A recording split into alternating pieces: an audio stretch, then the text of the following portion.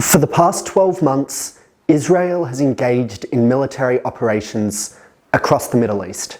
It has fought Hamas terrorists in the dungeons of Gaza, battled Hezbollah militants in the mountains of Lebanon, and struck Houthi refineries on the banks of the Red Sea. It has taken out military installations in Damascus, conducted targeted raids in the West Bank, and struck down drones launched from Iraq. Prime Minister Netanyahu describes Israel as locked in a seven-front war. But while these theatres of conflict are disparate, they are joined together by a single force: Iran. As former Prime Minister Naftali Bennett put it, Iran is the head of an octopus whose tentacles of terror spread far and wide. It is a malignant, imperial, and destabilizing force committed to Israel's destruction and America's demise. It has fought proxy wars across the Middle East, armed terrorists, and destabilized governments to support its proxies. It believed that those proxy armies could surround Israel and strangle it in a ring of fire. In this lecture, I want to ask and answer three questions. First, why did Iran rely on a proxy network? Second, who are the various members of Iran's proxy network engaged in a seven-front war? And third, how have recent events changed Iran's grand strategy? Let's start with the first question. Why would Iran rely on a proxy network to fight Israel rather than engaging in direct combat? Four factors stand out: capabilities, geography, internal resistance, and religion. First, Iran lacks the capabilities to fight and win in direct conflict with Israel. Israel is a regional military heavyweight. It has outstanding intelligence capabilities, a first-rate air force, a robust alliance with the United States, unparalleled air defense systems, and innovative technologies. GDP per capita is more than 10 times higher in Israel than Iran. These qualitative advantages negate Iran's numerical superiority in terms of tanks, troops, and ships. Second, Iran lacks a land border with Israel. Even at its closest point, Iran is still 600 kilometers away from Israel. So unlike, say, Egypt or Syria in the Yom Kippur War, Iran cannot launch its armed forces against Israeli territory. Third, Iran avoids direct combat to insulate itself against domestic criticism. The Islamic Republic, which seized power from the Shah in a coup in 1979, faces significant domestic opposition and periodic internal revolts. A Ghanan Institute survey in late 2022 found that 80%, 4 out of 5 Iranians, oppose the Islamic Republic. So what Iran's leaders realized is that they could afford to fight to the last Lebanese, Syrian, Iraqi, or Palestinian militant, but they gravely fear the consequences of a procession of body bags on the streets of Tehran. And finally, Iran's support for proxy networks helps to spread its radical Shiite ideology across the Middle East. Remember, Iran's not just engaged in combat against Western democracies like America and Israel. It also sees itself locked in an existential struggle against moderate and modernizing Sunni regimes like Saudi Arabia, the United Arab Emirates, and Jordan. Iran seeks to remake the Middle East in its own image. So to summarize, the Ayatollahs of Iran realized that to defeat Israel, they couldn't win in direct combat, but could instead arm a network of proxies across the region. They believed that this grand strategy would negate Israel's military superiority, overcome barriers of geography, insulate against domestic criticism, and spread radical Shiite ideology across the Arab world. We now understand why Iran has pursued a proxy strategy, but who are the various players within this proxy network? In the second part of this lecture, I want to break down the 7 fronts of Israel's conflict with Iran. Let's start with Hezbollah, the crown jewel in Iran's axis of resistance. If you want to learn more about Hezbollah's ideology, origins, and relation to the Lebanon government, check out our earlier video on this topic. For now, I want to focus on the key points. In 1982, the Iranian Revolutionary Guard Corps, or IRGC, began sponsoring Hezbollah at the height of the Lebanese civil war.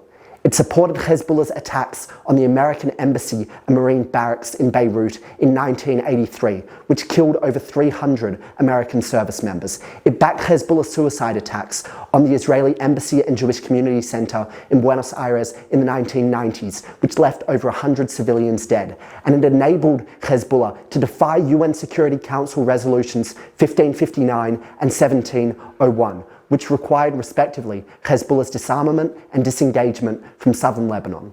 With Iran's patronage and its defiance for international law, Hezbollah grew stronger and stronger over the last 20 years. On the eve of October 7, Hezbollah's missile arsenal numbered 150,000, and it possessed a fighting force of about 50,000 men. It had built up a tunnel network along Israel's northern border. It had subordinated Lebanon's government to its own interests, and at the start of the war, it displaced 60,000 Israelis from their homes. For several months after October 7, Israel accepted this new status quo with back and forth missile fire over the border. But when Hezbollah refused repeated diplomatic off-ramps, Israel intensified its military campaign against Hezbollah to enable civilians to return to their homes and avoid a repeat of October 7 in the Upper Galilee. On September 17, Israel remotely detonated thousands of explosives held by Hezbollah operatives. On September 27, Israel assassinated Hassan Nasrallah, the long-standing leader of Hezbollah. And on October 1st, Israel began a limited ground incursion into southern Lebanon. Israel's air force has relentlessly gone after Hezbollah's missile arsenal, taking out 80% of its long-range rockets, according to Defense Minister Yoav Gallant. Now, Hezbollah is unlikely to suffer total defeat, but its capabilities have been gravely diminished over the last 2 months. In addition, Israel has created a long overdue opening for diplomacy with the Lebanese government and international partners committed to restoring Lebanese sovereignty, diminishing Hezbollah's influence, and removing the malignant Iranian presence in Lebanon. Hezbollah has been central to Iran's grand strategy of placing Iranian-backed militias on Israel's borders. But to maintain its influence in Lebanon, Iran not only needs a strong Hezbollah, it also needs a land bridge that passes through Syria and Iraq. So let's now turn our attention to those two countries. Syria operates as a central transit hub between Tehran and Beirut, which is why Israel has gone after the resupply of weapons through Syria in recent months. It exploded a 3.5-kilometer tunnel on the Lebanon-Syria border, conducted a brilliant raid in northwestern Syria against IRGC missile production facilities, and took out multiple IRGC and Hezbollah commanders in Damascus, the Syrian capital. But Syria is not just a transit hub. It's also a forward operating base for the IRGC. For that reason, Israel and Iran have engaged in a shadow conflict in Syria over recent years, with Iran seeking to embed itself further and further south in Syria, and Israel pushing back with counterstrikes. These tensions came to a head on April 1st of this year, when Israel took out multiple IRGC commanders in a Damascus compound. In retaliation for that attack, Iran launched an unprecedented and disproportionate assault on Israeli territory, with 170 drones, 120 ballistic missiles, and 30 cruise missiles. That attack failed, thanks to the regional defense cooperation of Israel, America, Britain, France, Saudi Arabia, and Jordan. For his part, Syrian President Bashar al-Assad has resisted calls from the IRGC and Lebanon, the Hezbollah, to join in the conflict. This is an interesting development, since President Assad relied on those two groups to sustain his regime during the Syrian civil war. Assad's posture of neutrality has so far kept Syria in the background of the conflict between Iran and Israel. But in a country marked by sectarian tensions, armed rebels, and simmering resentments after a decade of civil war, Syria could easily re-emerge as a central battlefield in the struggle between Iran and its adversaries. Let's now turn to Syria's neighbour, Iraq. In addition to exerting significant influence over the Iraqi government, Iran has armed and funded tens of thousands of Shiite militias.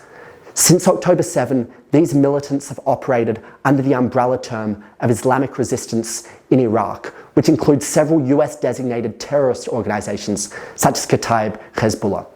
Over the last year, Iraqi militants have attacked hundreds of American military installations and launched dozens of drones toward Israel. On January 28 of this year, Iraqi militants attacked an American outpost in northern Jordan, killing 3 American service members and injuring 47 more. In April and again in September, Iraqi militants targeted infrastructure in the Israeli port city of Eilat, causing some damage. Now, Israel has largely succeeded in striking down Iraqi drones over the last year, but combating this escalating threat is costly and challenging. It's also difficult for Israel to respond to a decentralized and dispersed network of militants. With a weak central government and a declining American troop presence in Iraq, Iranian-backed militants are likely to pose a persistent challenge to Israel in the coming weeks, months, and years. We've now seen how Iran established a land bridge from the Mediterranean to Persia, connecting through Lebanon, Syria, and Iraq. But Iran's strategy of encircling Israel does not end with this corridor. Iran has also sought to control the Arabian Peninsula through its support for the Houthis. Now, the Houthi anti-Semitic ideology is captured in its slogan, with 5 parts: God is greatest, death to America, death to Israel, a curse upon the Jews, victory to Islam. This Shiite terrorist group receives its funding and arms from Hezbollah, Iran, and Russia. Since 2014, it has been engaged in civil war with the Saudi-backed government in Yemen. It succeeded in taking over the western half, the most populated half of the country. Now, leveraging its control over the Red Sea, the Houthis have attacked international shipping relentlessly since October 7. On November 17, they hijacked the Galaxy leadership, taking 25 crew members hostage. They have attacked more than 80 vessels in the Red Sea, causing global economic disruptions. They have caused maritime traffic in the Suez Canal to decrease by 50%, forcing ships to reroute around the Cape of Good Hope in South Africa. But in addition to targeting Western shipping, the Houthis have launched more than 200 drones and missiles at Israeli territory. To take a couple of examples, in July, they attacked the US consulate in Tel Aviv, killing an innocent bystander. In October, they launched a ballistic missile toward Ben Gurion Airport. Israel's Air Force responded to those attacks by going after Yemen's Hodeida port, causing damage to the Houthis' power plants and oil refineries. But the Houthis remain a potent force and have pledged to continue attacking international shipping and Israeli territory. Let's now move to the 5th front on Israel's periphery, the West Bank. For the past 2 years, Iran has inundated the West Bank with weapons, seeking to arm groups like Hamas, Palestinian Islamic Jihad, and the Jenin Brigade. For the last 12 months, Israel's military and intelligence have worked continually to prevent terrorist attacks from the West Bank and to prevent the outbreak of a third intifada. Israel has killed 650 Palestinian militants and arrested 10,000 more in the West Bank. On August 28, it launched a targeted 10-day raid into the north of the West Bank, going after the Jenin group's weapons and leadership.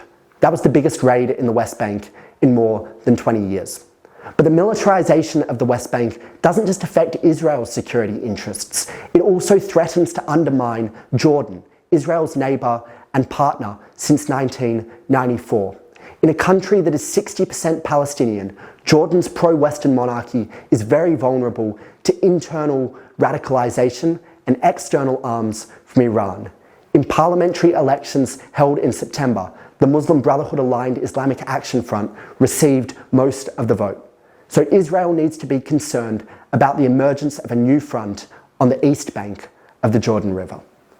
We've now seen how the Iranian Empire operates in Lebanon, Syria, Iraq, Yemen, the West Bank, and Jordan. Our journey through the seven-front war between Israel and Iran concludes where it began on October 7, in Gaza. Since 2007, Hamas ruled over Gaza with an iron fist. A Sunni organization, Unlike Iran's other proxies, Hamas leveraged its ties to the Muslim Brotherhood-aligned governments in Qatar and Turkey, but it also cultivated relations with the Shiite theocracy in Iran, receiving close to $100 million in funding a year and $70 million in direct military support. Prior to October 7, Hamas shared its plans with Iran and sought to enlist their support for an even bigger coordinated military assault. Now, the events of October 7 shocked Israel, with 1,200 deaths and 251 hostages taken, 97 of whom remain in captivity. But after a year of conflict, Israel has turned the tide of war. It has destroyed Hamas's 24 battalions, decapitated its leadership structure, and dismantled a tunnel network spanning 300 miles, longer than the New York City subway system. On October 16, Israel took a decisive step toward total victory, assassinating Yahya Sinwar, the Iranian-backed leader of Hamas and mastermind of October 7. The future of Gaza is unclear, but it seems unlikely that Hamas will pose a strategic threat to the Jewish homeland in the future. We've now seen the different players in the seven-front war between Israel and Iran. This war has stretched Israel's capabilities to the limit, with new fronts of conflict threatening to break out almost every week. But after a year of conflict, it's clear that Iran's proxy network has suffered serious blows and has failed to achieve its goals against Israel. Hamas has been destroyed. Hezbollah has been severely degraded. Iraqi and Syrian militias have failed to inflict damage on Israel's strategic assets, and while the Houthis continue to attack Western shipping, they have largely failed to take out Israeli assets. The West Bank and Jordan threaten to explode as new theatres of conflict, but for the moment, preemptive Israeli action has kept those theatres of war quieter. So this brings us to the third question. What is the future of Iran's grand strategy? With a proxy network that has been weakened, that is unable to deter Israeli attacks on Iranian territory, Iran needs a strategic pivot, and three options remain on the table. First, Iran can seek a rapprochement with America and its allies. This would involve something similar to the Joint Comprehensive Plan of Action, or Iran nuclear deal, in 2015. Iran would reduce its nuclear enrichment levels and in return receive sanctions relief from the West. This would improve Iran's economic standing, reduce internal tensions, and potentially drive a wedge between America and Israel. But several obstacles remain to any diplomatic agreement. For one, it's unclear that America will be willing to offer Iran sanctions relief. This is especially true if Donald Trump returns to the presidency, who has pledged to bankrupt the Iranian regime through a campaign of maximum pressure. Moreover, even if Israel offers sanctions relief, it's likely to condition that on Iran reducing its support for foreign proxies and foreign armies like Russia. For Iran, they are unlikely to agree to such terms, which would go against the regime's revolutionary and imperial ethos. So it seems difficult to imagine a diplomatic agreement right now, which would satisfy both the West and Iran. This brings us to Iran's second strategic option, to strengthen conventional deterrence. This was the logic behind Iran's strike on Israel on October 1st, in which Iran launched almost 200 ballistic missiles at Israel. Though that attack failed to damage Israel's military infrastructure, several dozen of Iran's missiles did penetrate through Israeli defenses. Moreover, Iran used the threat of attacks on Gulf oil production facilities and American assets in the region to restrain Israel's response. The Biden administration insisted that Israel avoid going after Iran's nuclear or energy facilities. The problem for Iran, however, is that their conventional capabilities appear to be no match for Israel's. On October 26, the Israeli Air Force struck against Iran's Russian-supplied air defenses and proceeded to take out multiple military installations. For several hours, Israel's Air Force pilots operated in Iranian airspace without suffering any losses. This suggests that Iran is highly vulnerable to continued strikes by Israel against their strategic assets. And this brings us to Iran's third strategic option: nuclearization. Iran already possesses uranium enriched to 60% purity levels. The International Atomic Energy Agency estimates that this leaves it capable of producing weapons-grade uranium within 1 to 2 weeks. Now, the transition from enriched uranium to a nuclear weapon is complex and could take 6 months to a year. But through a combination of speed and secrecy, the West's window of opportunity for taking out Iran's nuclear program could be very narrow. If Iran is so close to a nuclear breakout, why has it so far avoided that option? For one, it would run against the long-standing pronouncement of Ayatollah Khamenei declaring that the production and use of nuclear weapons and weapons of mass destruction is prohibited. For the last 20 years, the Ayatollah has maintained that nuclear weapons run against the teachings of Islam. But even if the Ayatollah were to flip his stance on that issue, the breakout to a nuclear weapon would be a perilous moment for the Iranian regime. Both America and Israel have pledged that Iran will never possess a weapon of mass destruction. For 3 decades, Prime Minister Netanyahu has spoken of a nuclear-armed Iran as a threat to the entire world. So instead of restoring deterrence against Israel, the breakout to a nuclear weapon could bring about the regime's destruction through military action.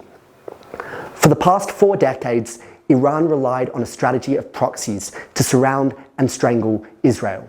But over the past year, that strategy has proved inadequate to defeat Israel and insufficient to deter Israeli attacks on Iran. This leaves Iran at a perilous strategic crossroads with a vital decision to make in the coming months. Will it pursue a détente with the United States and its allies? Will it seek to strengthen its conventional capabilities? Or will it pursue nuclearization? How Iran answers that question will have profound strategic consequences in the Middle East for decades to come.